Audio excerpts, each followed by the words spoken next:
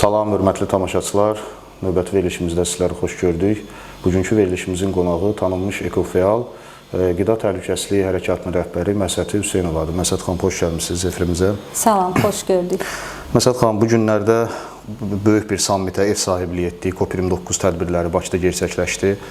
Bildiyim qədərilə siz də həm mavi zonada, həm yaşıl zonada aktiv iştirakçılardan biri idiniz. İstərdim ümumiyyətlə COP-un təşkilatçılığı, COP-un məqsədləri, gəlinən nəticələr barədə sizin fikrinizi öyrənək. Təşəkkür edirəm. Öncəliklə bütün Azərbaycanı COP29-un möhtəşəm, yüksək səviyyədə keçirilməsi münasibəti ilə təbrik edirəm. Çünki Azərbaycan bundan əvvəl də bir neçə beynəlxalq tədbirlərə ev sahibliyi etmişdir. Ancaq COP29 onlardan ən geniş miqyaslısı idi ki, məhz bunun da üzü ağ şəkildə və eyni zamanda dünyada bir çox ölkələrə örnək olacaq şəkildə həyata keçirdi və deyərdim ki, lazımı nəticələr, məqsədlər deyərdim ki, artıq yerinə yetdi. Çünki ilk məsələlərdə COP29-un, eləcə də bu tərəflər konvensiyasının əsas məqsədi insanlar arasında fərqindəlik yaratmaqla yanaşı, həm də inkişaf etmiş ölkələrin inkişaf etməkdə olan, inkişaf etməmiş ölkələrə bir dəstəyi idi ki, burada da artıq müəyyən razılaşmalar əldə olundu ki, deyərdim ki, bu kimi məsələlər artıq mütəmadi olaraq davam etdirildiyi üçün elə hər zaman bu məqsədlərə çatmaq üçün daimi olaraq çalışmaq lazımdır. Əks halda,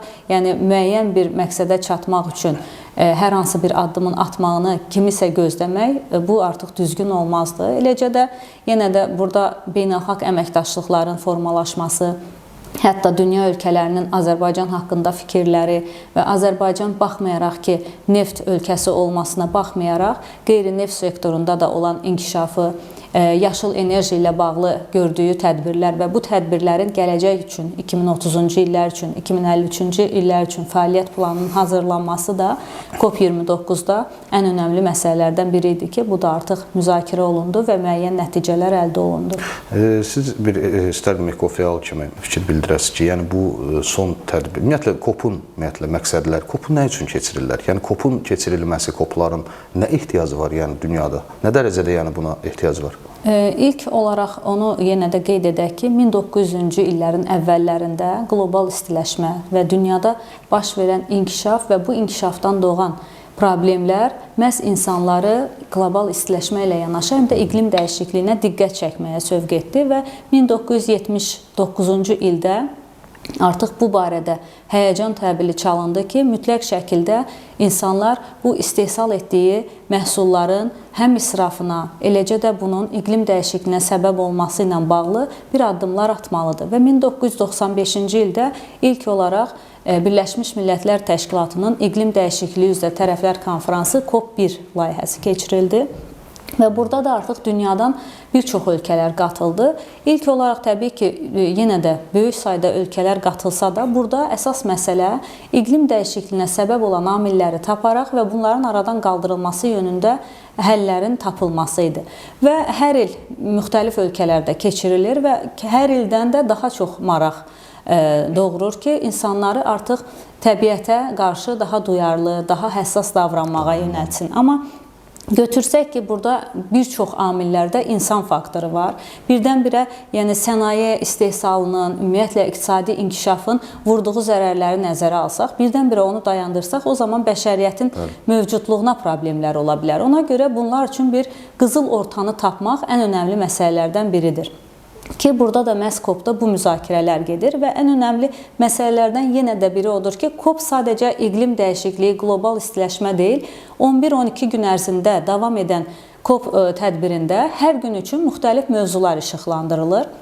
Və burada sadəcə siyasət, iqtisadiyyatla yanaşı, eyni zamanda uşaq hüquqları, qadın hüquqları, qida, kənd təsərrüfatı, okeanlar, sular, bu şəkildə fərqli-fərqli mövzular, gündəlik əsas mövzular çərçivəsində olur ki, məhz bütün sahədə çalışan insanların əməkdaşlığı və yeni addımların atılmasına ən önəmli məsələlərdən biridir ki, bu da artıq beynəlxalq səviyyədə həll olur. Məsələn, COP-un məqsədlərindən, şərtlərindən biri də yaşıl iqtisadiyyata keçiddir. bildiyiniz kimi Azərbaycan da bu sferada önəmli addımlar atmaqdadır.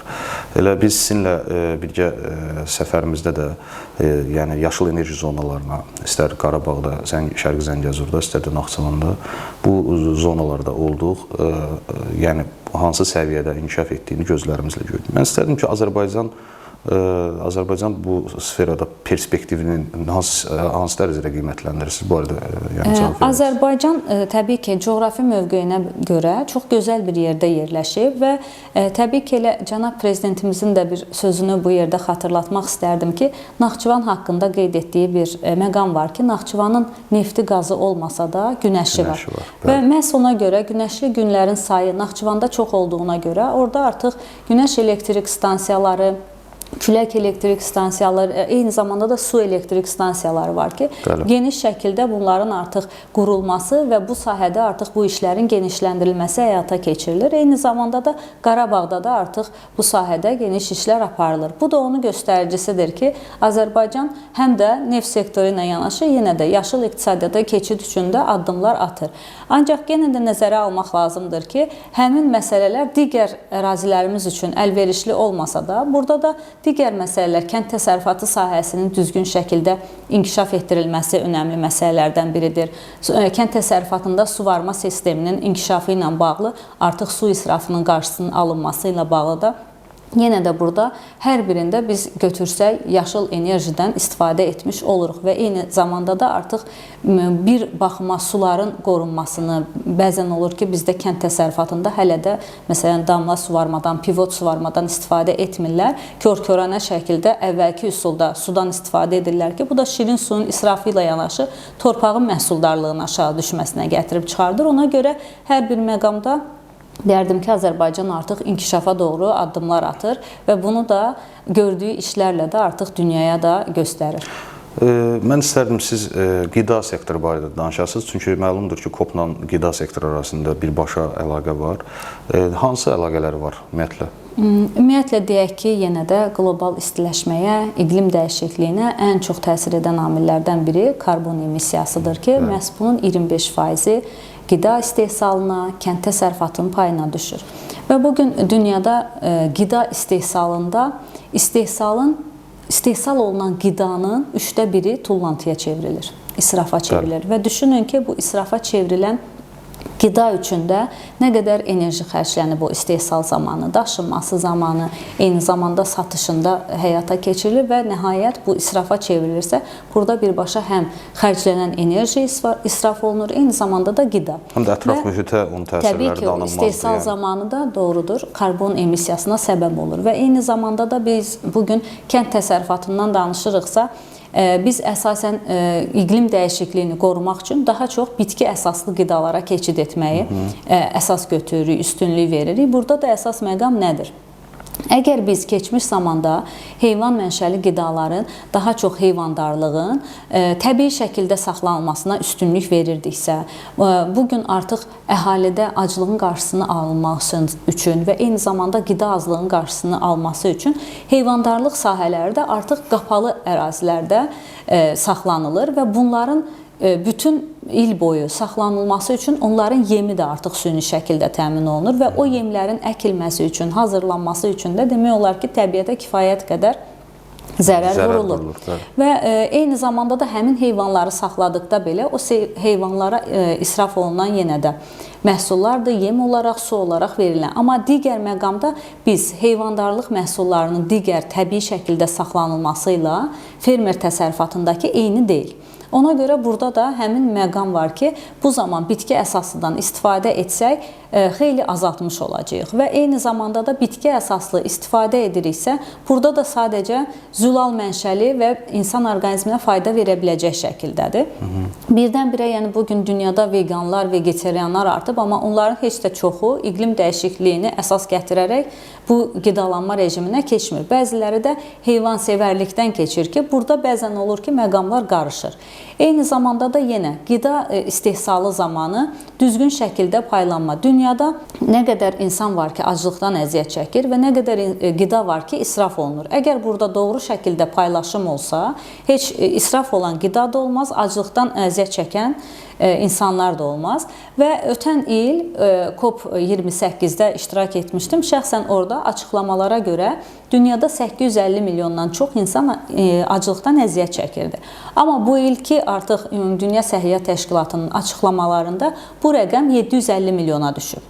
Və bu qədər azalma məhz qida israfının qarşısını alaraq doğru şəkildə paylaşımdan qaynaqlanır ki, artıq bir ildə bu qədər nəticə əldə etmək insanlar, istehsalçılar, istehlakçılar arasında yaranan fərqindəlikdən doğur. Bəs qida ilə bağlı emissiyaları necə azaltmaq olar? Mütləq şəkildə yenə də israfın qarşısı alındıqda o zaman istifadə olunan, istehsal olunan qidalar az şəkildə istehsal olunacaqsa lazım olacaq şəkildə. Bu zaman təbiətə dəyən zərər də azalmış olacaq. Amma birdən-birə deyək ki, biz sənaye müəssisələrinin hansınınsa fəaliyyətini dayandırmaqmı, bu şəkildə təbiətə fayda vermək, bu zamanda o zaman bəşəriyyətə zərər vurmuş olacağıq. Ancaq israfın qarşısını almaqla qidanı təmin etmiş ola bilərik. Və digər bir məsələ var ki, dünyada, Azərbaycanda da həm də hər bir ölkənin öz regionuna görə 200 mindən çox qida, bitki və heyvan mənşəli qida resursları var.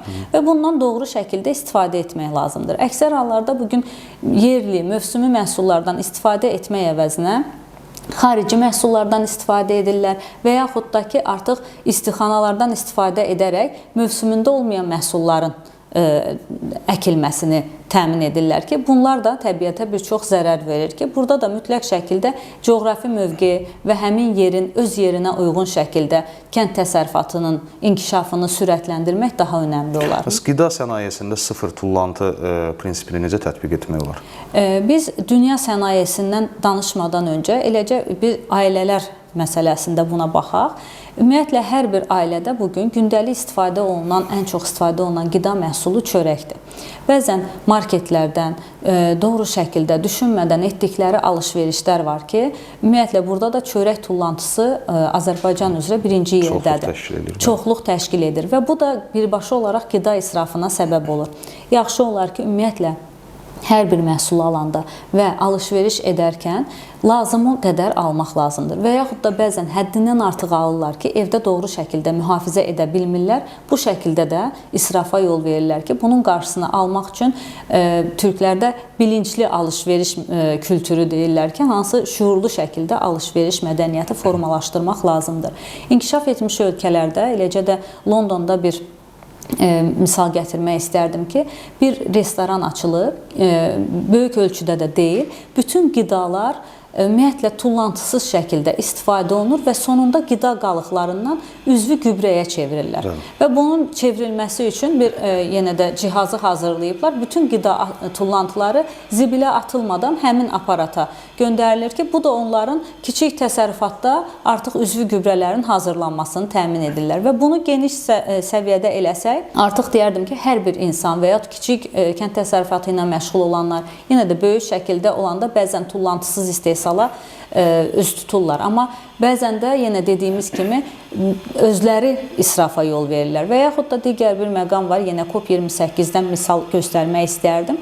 COP28-də 7-ci sinif şagirdlərinin startup layihə kimi təqdim etdikləri bir layihə var idi. İsti içkiləri, çayı, kofeni dondurmanın vaflisindəki qida məhsullarından istifadə edərək tək istifadəli stəkan formasında hazırlayırlar. İsti içkini onda təqdim etdikdən sonra, daha sonra onda vafli şəklində yeyirlər. Bu şəkildə plastik tullantıların da qarşısı alınır, eləcə də tullantısız istehsal olunur və xüsusilə də artıq plastik stəkanlara da tələbatı aradan qaldırmaqda ən önəmli rol oynayır və bir çox dünya ölkələri artıq bunu öz ölkələrində tətbiq edir ki, hətta Azərbaycanda da bir neçə yerdə az da olsa başlanıldı. Düşünürəm ki, elə bununla belə nə qədər həm tullantısız istehsal olar, həm də demək olar ki, təbiətə dəyən zərəri də aradan qaldırmaq olar. Məsələn xanım, sonunda bir sual vermək istəyirəm. Sizin təşkilatla bağlı, siz Qida Təhlükəsizliyi Hərəkatının rəhbərisiniz.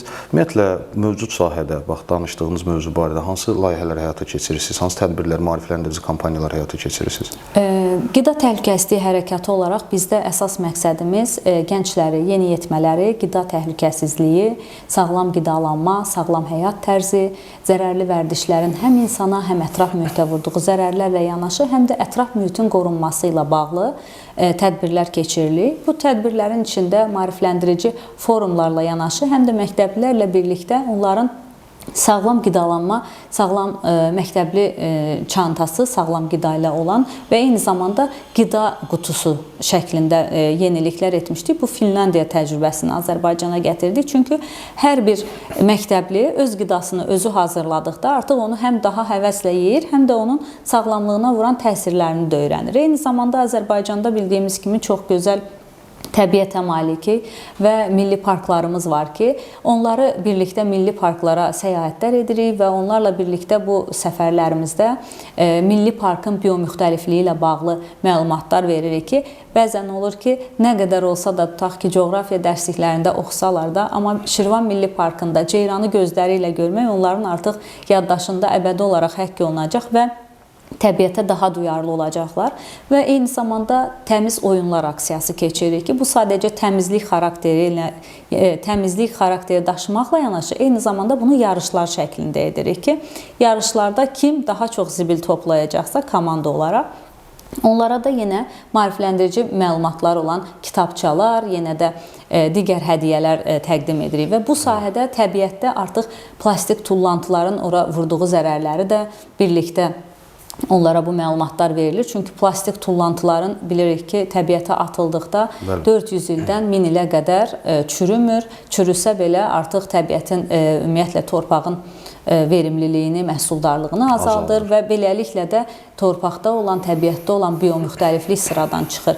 Çünki bu artıq tək Azərbaycanın problemi deyil. Eləcə də dünyada bugün okeanlarda nə qədər canlılar həmin plastik tullantılardan məhv olur. Eyni zamanda da yenə o zibilləmələrdən, artıq tullantılardan təbiətimiz korlanır ki, biz təmiz oksigenə çata bilmirik. Bu sahədə maarifləndirici tədbirlər edirik. Daha çox deyərdim ki, gənc və yeniyetmələri əhatə edən və xüsusilə də praktik, nəzəriyyə deyil də praktik şəkildə tədbirlər keçiririk. Təşəkkür edirəm Məsəd xanım, studiyamıza gəldiyiniz üçün. Sizə də qida təhlükəsizliyi hərəkatında uğurlar arzuluyuruq. Yeni layihələr icra etməyi arzuluyuruq. Belə, hörmətli tamaşaçılar, qeyd edim ki, bugünkü verilişimizin qonağı Məhsəd Hüseynovadır, Ekofeal və Qida Təhlükəsizliyi Hərəkatının rəhbəri. Qeyd edim ki, veriliş beynəlxalq hüquq sahəsində maarifləndirmə və tədqiqatlar İctimai Birliyinin Qarabağ, Şərqi Zəngəzur və Naxçıvan Muxtar Respublikasında yaşıl enerji zonaları və hüquqi dəyərləndirmələr adlı layihəsi əsasında çəkildi. Sağ olun, gələn görüşlərədək.